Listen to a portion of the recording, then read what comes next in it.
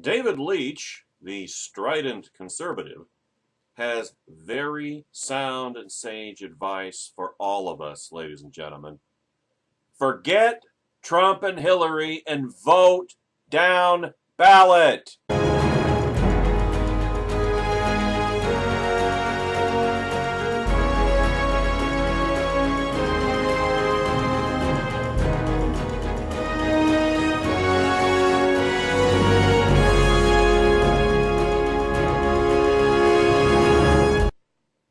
From the early days of the current election cycle, we've known that there was a very high probability that Trump would lose the election to Hillary Clinton, as current polling and early voting now indicate and vindicate.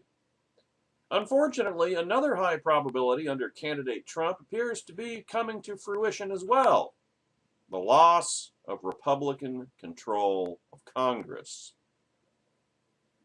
The warning bells indicating down-ballot losses for Republicans and conservatives, no, they're not the same, quite obviously, have been growing louder ever since Trump first began attacking Republicans during the GOP primaries. And he's only added fuel to the fire since by being handed the nomination by the GOP establishment. From Trump's never-ending narcissistic behavior, where he continues calling out his primary opponents who refuse to endorse him, he's still harping on this with less than 2 weeks to go to Election Day, to his Twitter rants against every Republican who refuses to jump on the, wait for it, Trump train! Come on! Nice and easy! Don't look down! That's it! You're doing fine!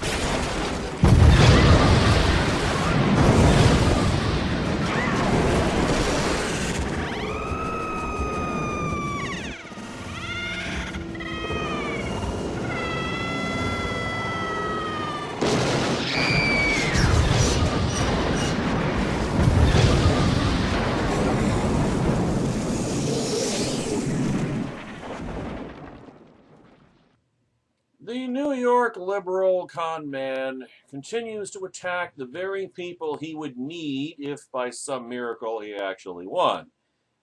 And she's not going to.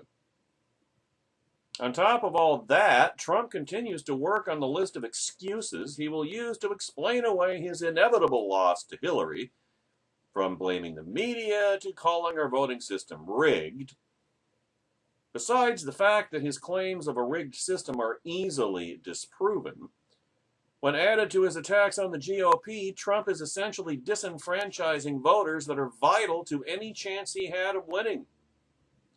And at the same time, Trump makes it nearly impossible for down-ballot candidates to win as well. Do you think this is an accident? I'm here to tell you it's not. It's deliberate. It's all part of the master plan, even if Trump isn't aware of it. So I'm issuing this challenge to my audience, my listeners, my readers, regardless of your intentions concerning your vote for president. I'm joining the great conservative Thomas Sowell and asking you to turn out on Election Day and vote for down-ballot conservatives and Republicans. You know, one of the reasons many support Trump is the belief that he can save the Supreme Court, which, of course, is crap. Well, that can't happen if Democrats are in control of the Senate. And if we end up, when we end up, with President Hillary Clinton, pardon me, I just threw up a bit in my mouth here. A Republican-controlled Senate is the only way to stop her nominees. By the way, Harry Greed said yesterday that if the Democrats have a 1% majority in the Senate, Democrats will toss the filibuster rule concerning the Supreme Court, making Hillary's nominees a certainty. Oh, and one final thought for this segment. I realize that Republican leadership under McConnell, Boehner, and I wouldn't include Paul Ryan in that category necessarily, has been close to non-existent, but just as there are those willing to take a chance on Trump because we know what Hillary will do, we need to take a chance on the Republicans because there's nobody else.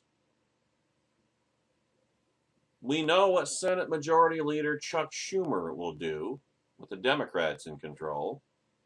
Like I always say, if a Republican majority in Congress does nothing else, it takes up space that Democrats can't use against us.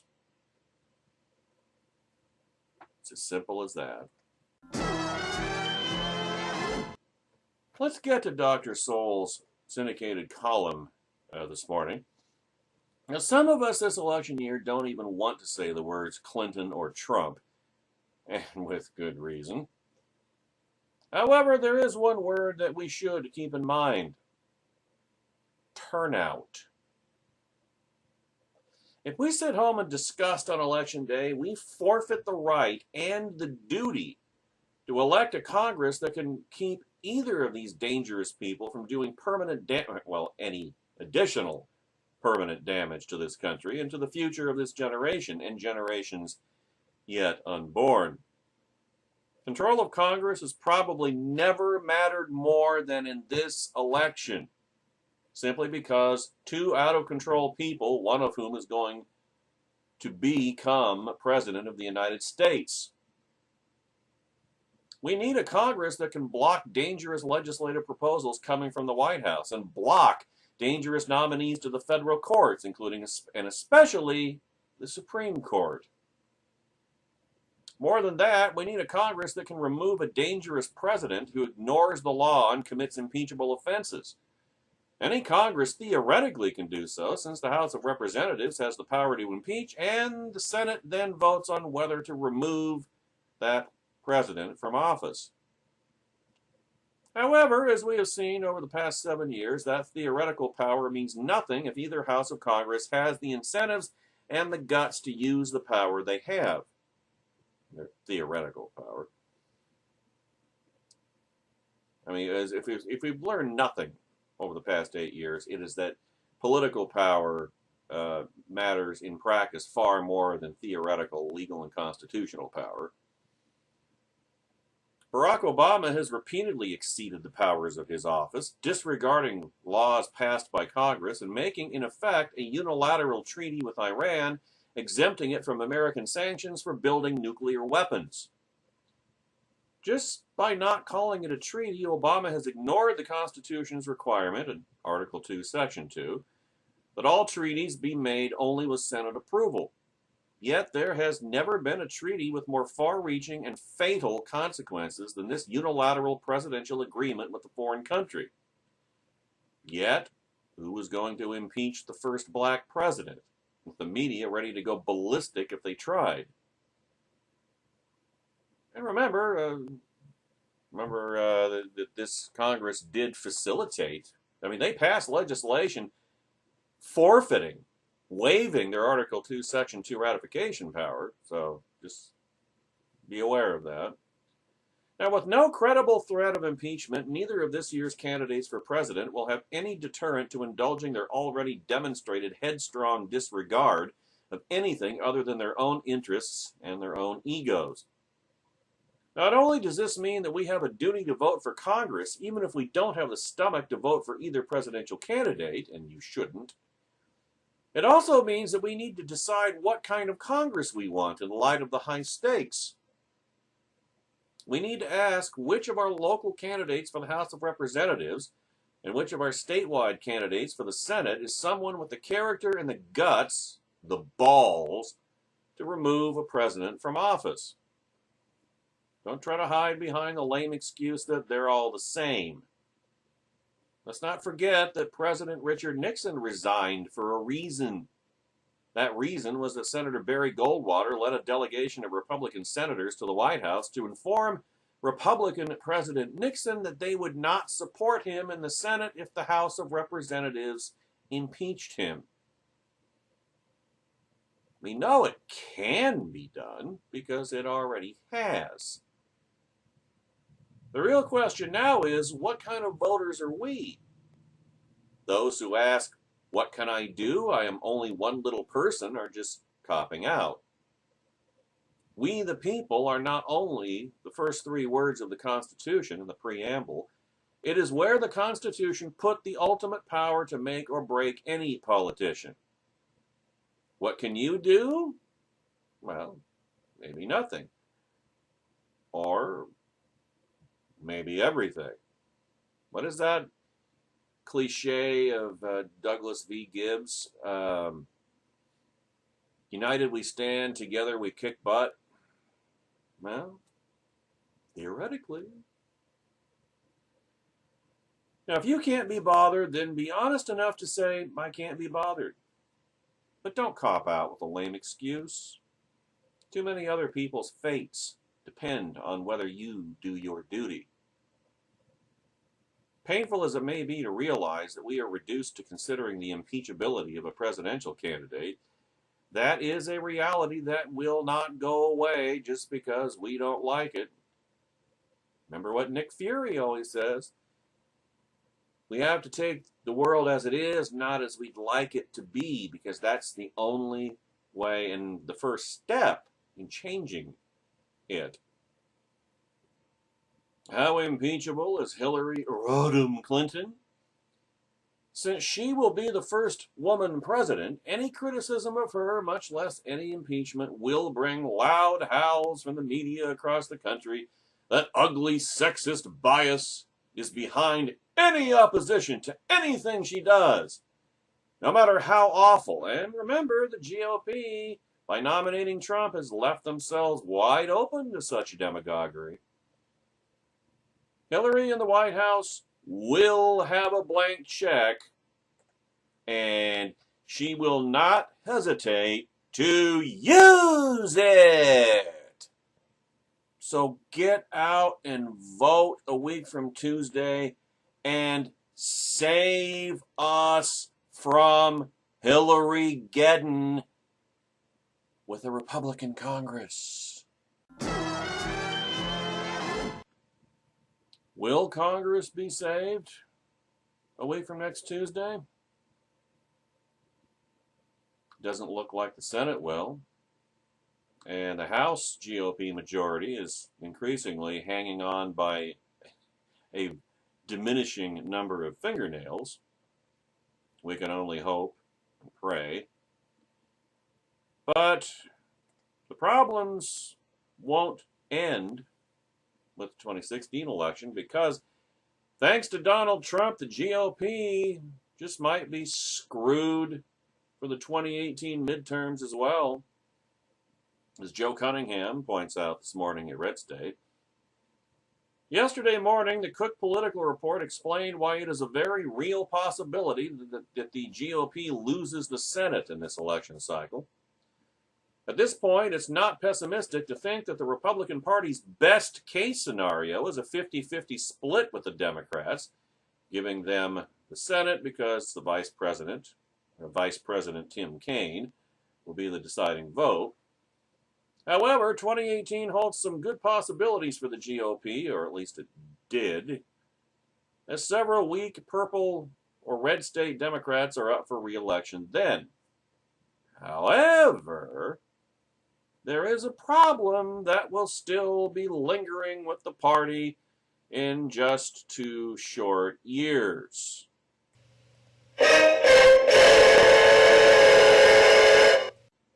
Trumplicans can whine and moan all they want, and they will.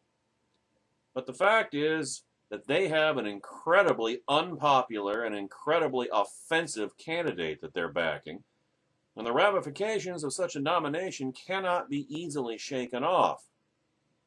The entire party structure latched itself onto Donald Trump, and much like a terrible drunken night of one bad decision after another, the party will be left sick, smelly, and possibly a bit sticky. 2018 should have been a year for extending the lead. It will now be a year of detoxification and rehab. If even that much. There are roughly 10 seats that could be turned over. Barack Obama lost Indiana, Montana, Missouri, North Dakota, and West Virginia in 2012. He lost all but Indiana in 2008. There are also purple states where Republicans had a chance this year and have a chance in 2018, such as Florida, Ohio, Pennsylvania, Wisconsin, and Virginia. Now let's take the Cook report at its worst possible outcome. The Democrats pick up 7 seats, going to a 53-47 majority. If you take the states Obama lost in 2012, that's 5 made up right there, which would put the Republicans back in the majority. And if the competitive states flipped, that's a total of 10, so the GOP nets a 3 Senate seat gain in 2 elections. But the problem?